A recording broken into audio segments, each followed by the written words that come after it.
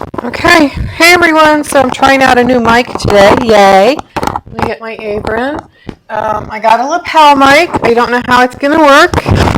We're going to check it out and see what happens. If I have to record this video again, that's not a problem because I'm going to enjoy what I'm making today. So today I'm making low carb, actually almost zero carb corn dogs. I'm also prepping some other things for this week. I'm gathering up my ingredients over here for my vegan linguine with mushrooms. I just got in from Amazon today, which I'm excited about, my little individual 5-inch pie dishes. I got them in all different colors of blue. This is perfect because sometime next week I'm going to make a galette, which means I'm going to have pie dough. I'm going to make it vegan galette, and then I'm going to make an individual cherry pie for myself. So I'm excited about that. I can also make individual pies for when I have people come over and I know they like different flavors. So I have a friend that I love and he likes cherry pie. I can make him cherry pie. I can make his wife, who I love dearly, a chocolate silk pie or an apple pie. And then I can make myself a peanut butter pie. So I can make all individual pies and not have to make one big giant pie that everybody has to eat and enjoy as much as they would if they got their own personal flavor. Also, those dishes are going to be great for, like that potato au gratin that I made. I could make individual au gratins.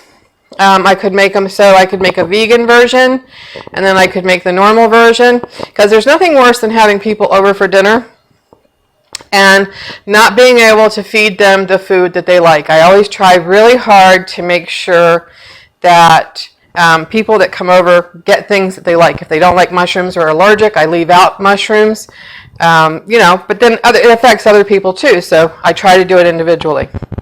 All right, so for today, low carb corn dogs. I've been craving this all week.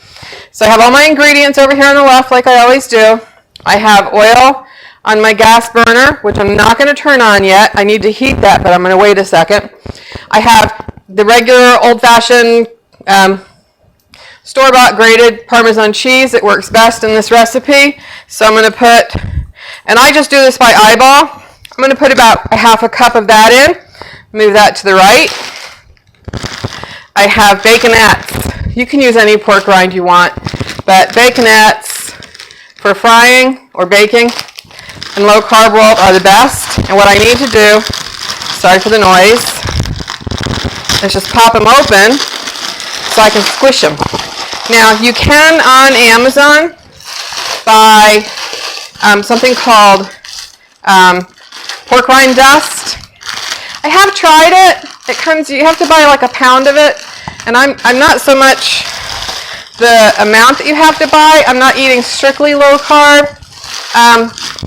I like controlling the crush that I'm using. I also like, this is only 3 ounces, and I'm going to end up probably throwing an ounce of this away because I'm crushing it more than I need if I pour it all in the bowl. If I keep some of it for later, then it's not a problem. And I can use it in something else later, another baking dish.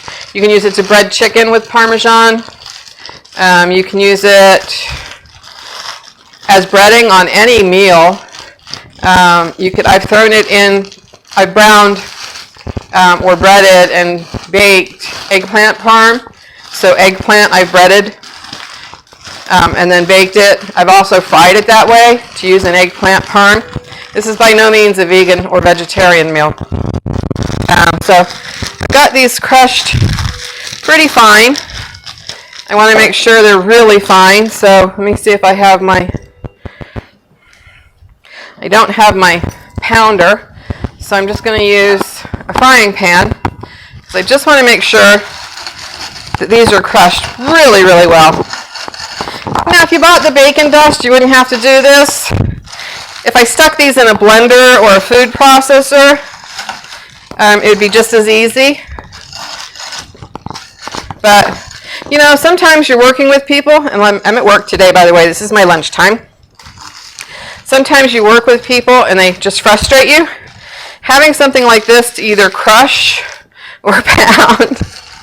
Everyone at work thinks that I'm so stress-free, and I'm like, oh God, if you could only see me bake. I love to make bread because you get to knead it, which is very therapeutic. I think that's one of the reasons I probably decided to make this dish today, because I knew I was going to get to crush pork rinds. All right, so they should be crushed enough. I'm going to add, oh yeah, they're beautiful. I'm going to add about 3/4 of the bag. I see a couple of lumps in there, so I'm going to go ahead and run a fork through it just to make sure everything is crushed fine, because you do want them fine for making the breading for the corn dogs. And just like I said about the fathead pizza dough, with this dough, on the corn dogs, you're going to have to keep your hands wet.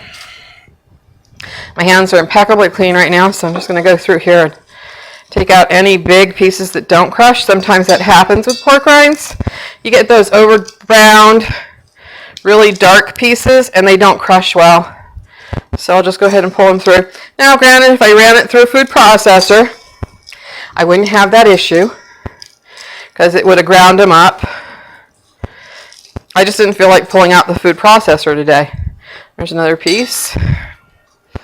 And another one. You just make this as fine as you can. Okay, one more. I know that Hanover makes a good pork rind. You could use a flavored pork rind in this. Then I kind of think it kills the whole fair style corn dog idea that you're going for. Let me throw these in the sink, the garbage disposal. Rinse my hands off really well. Paper towel. All right. So now that I've done all that, I'm going to add black pepper. I'm going to go ahead and turn my burner on and get my fat going. I'm going to add black pepper because, you know, I love my black pepper. And again, I don't have to add any salt because the baconettes and the Parmesan cheese, lots of salt in that. So that goes to the right. Baconettes, the bag can go over here.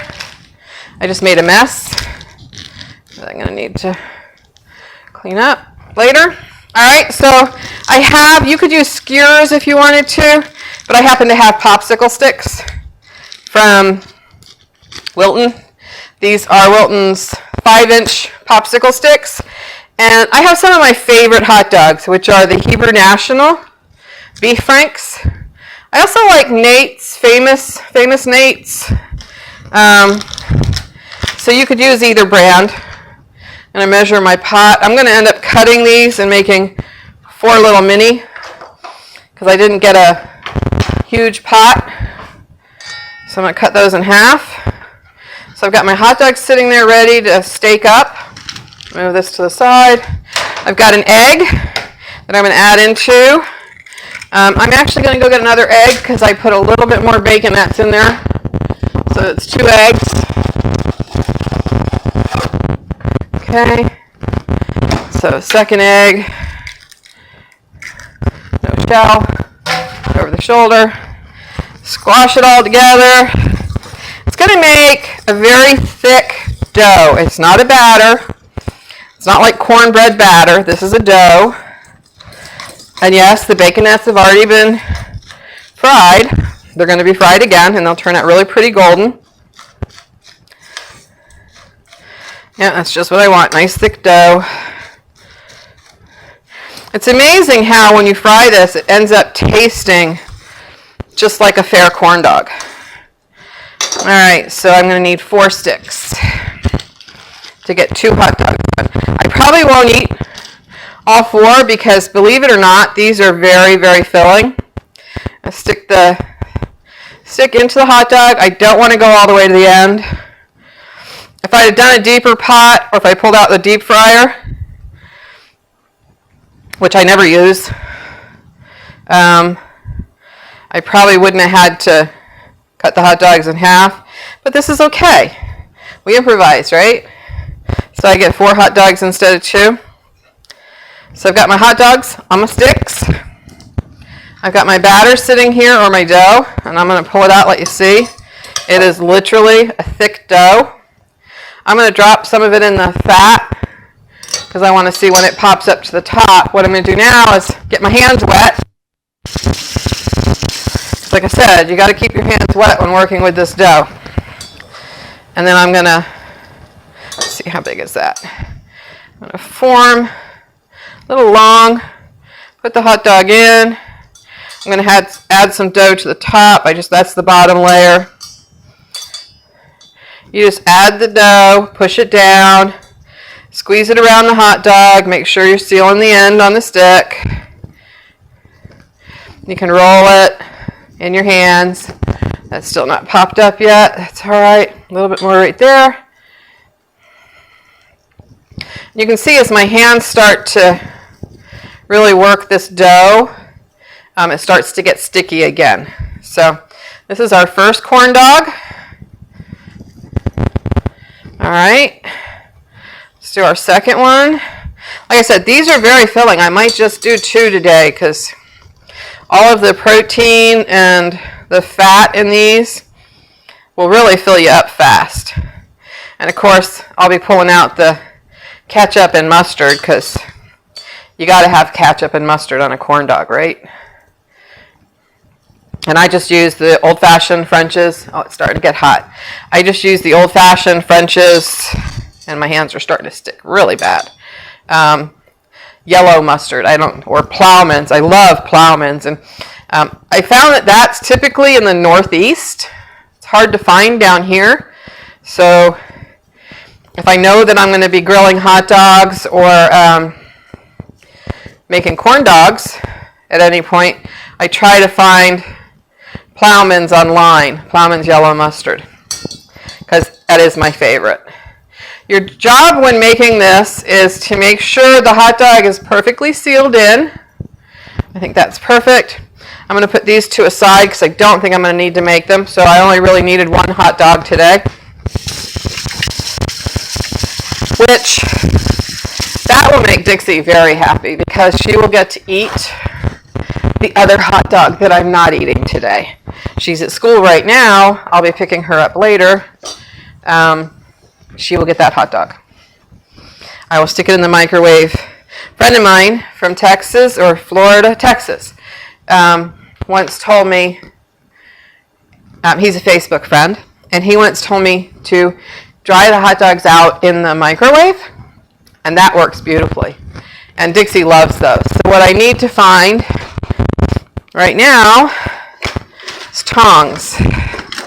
There we go. Because I'm going to need to be able to use the stick. And I'm just waiting to see what piece of equipment is going to get stuck in the utility drawer. Y'all know how that goes. You always get something stuck. So it's warming up really well. I'm going to go ahead and pull the candy thermometer out just to get a reading. And stick it in the pot. So I'm going to stick this down on the pot. And put that down a little, hold that down. Hold the pot while you're doing it because that clip is there. And it's going to tell me what the temperature is on my oil. I want it at least 350 before I drop these in. Let me go ahead and get my ketchup. I'm trying to decide if I want sriracha ketchup or just regular. I think I'm going to go with just regular ketchup and yellow mustard. Where's my yellow mustard? Regular ketchup. I don't know that I've opened any mustard since I moved here. I have my Dijon, which, Grey Poupon. I might have to use it because I don't see any yellow mustard in my refrigerator. Oh, there it is. I knew I had it. This is the French's. Because again, I haven't really used it since I moved here. I bought it and I don't even know if it's been opened. We are at softball temperature. Yes, it's been opened, so I'm going to shake it up really good. We're at about 240. It's usually once the fat hits 250, it starts climbing really fast. turn the heat up a little. I'm shaking the mustard because everybody knows when you use mustard, you get that, just like ketchup, you get that water in it. So shake them really good before you use them. I'm going to put the rest of my popsicle sticks in my accessory drawer right here so I know where they are when I'm ready to use them. I'm going to clean up a little bit, put the hot dogs back in the refrigerator. I will be eating these as a self-sealing pack. I'll eat these sometime during the week, probably just as usual boiled hot dog, because who doesn't like a dirty water dog? These will be Dixie's. This will go back here. See, I told you at 250, it's now at 280. It starts climbing really, really fast. So if you're heating oil ever and you're using a thermometer, pay attention to it, because once it hits 250, it's going to start climbing real fast. All right. Put that in the cabinet. When I'm ready to eat, I can just sit down and eat, and I don't have to worry about cleaning up everything. Okay, we are at 300. It's going fast. So I stopped at Sonic. I had to go to Jeep and get my Jeep service this morning. So I stopped at Sonic and got a Diet Cherry Limeade, which is my favorite. I don't typically drink sodas. If I do, I drink something that's very Southern. It's RC Diet Right Cola. It has no caffeine and no sodium. It's one of the only soft drinks that has no sodium. The Diet Right, or the Diet Cherry Limeade here, it's made with Sprite Zero, Diet Cherry, dark Diet Cherry syrup. There's actually 2 limes cut up in the bottom of this cup, and they add a little maraschino cherry juice. It's really, really good. All right, so we are at 320. You can see how quick that's climbing, and it'll keep climbing. My biggest thing is when I put these in is to make sure that I have a lot of oil in this little pan. It's a high-sided pan. Is to make sure the oil doesn't come up over the pan onto my gas burner. So I'm going to get the first dog ready because we are at 325. That little piece that I threw in there is cooking rapidly down at the bottom. There it goes. All right. I don't want to touch the hot fat. I'm going to stick that in. I'm going to hang on to it. It's frying beautifully. I'll let it go. Let it do its thing. I'm only going to fry these one at a time because, again, I don't want to overcrowd the pan and force the oil out of the pan. I can recycle this oil if I want to. I can take it out, strain it through a coffee filter to make sure there's no little grinds of pork rind in it, and reuse it. I wouldn't use it for anything that you're looking to have the oil flavor. You could use it for French fries, would be okay. More corn dogs, of course. You know, oil can go bad really quick. So usually what I do is just I keep extra pickle bottles or extra mayonnaise bottles because I do go through a lot of mayonnaise. And then I just fill them with the oil when it cools down. And then once a month I can take it over to Jiffy Lube or somebody to dispose of it. I don't like throwing it in the trash. I don't think it does anybody good to do that. There are people that I believe make soap out of restaurant oil. I know that when I worked in the deli in high school, they used to come by at the end of the day, every time we cleaned our fryers, and, you know, the chicken fryers, and they would pick up the gallons and gallons of oil that we had in there. And they were using it for making soaps and other products. So this one is almost done. It's looking really golden. And I'm going to show you the difference in the two in just a minute before I pop the second one in. I'm going to let this one cook for a couple more seconds. It looks beautiful. This batter or this dough doesn't take that long to cook. The hot dog is floating like it should, which tells me that the dough is cooking. You decide how golden you want it. I would say you want it almost the color of a sweet potato skin. So I'm comparing it with this right here. It's, you know, kind of golden, not burnt. All right. This one is done. I'm going to pull this one out. So I want you to, oops, see, that's what I didn't want to have happen. I want you to see the difference in the color. One is, oops, I'm going to pull it over here. One is golden, one is just barely yellow. So I'm going to stick the new one in and let it cook.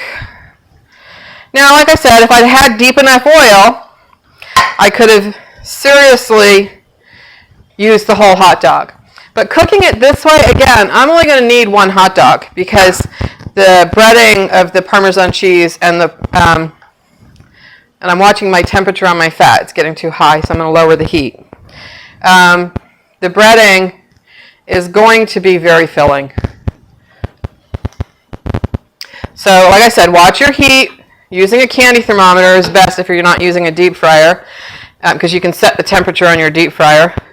I'm still learning this burner, so watch your heat. My temperature is now close to almost 400. So I'm lowering the heat on the burner. It's just a learning process. So at that high, it's not going to take this one as long to cook. We just need to make sure it's cooked all the way through. I'm looking forward again to eating this. Again, this is an absolutely, the stick should be cold enough, absolutely perfect corn dog. I will take a bite out of it in just a minute. My heat's going back down, which is good. I want to get the second one cooked. I'm going to let that cook. I'm going to go ahead and take a bite out of this one, and then I'll finish that one off. So all I do is make a pool of ketchup. Okay, and I'm not using low sugar ketchup right now. So I've got carbs in that. And then I make a swirly of the mustard on top of the ketchup. You can do it however you want. I'm going to turn this so it cooks on all sides. And this is going to be hot. I'm going to swirl it in my ketchup.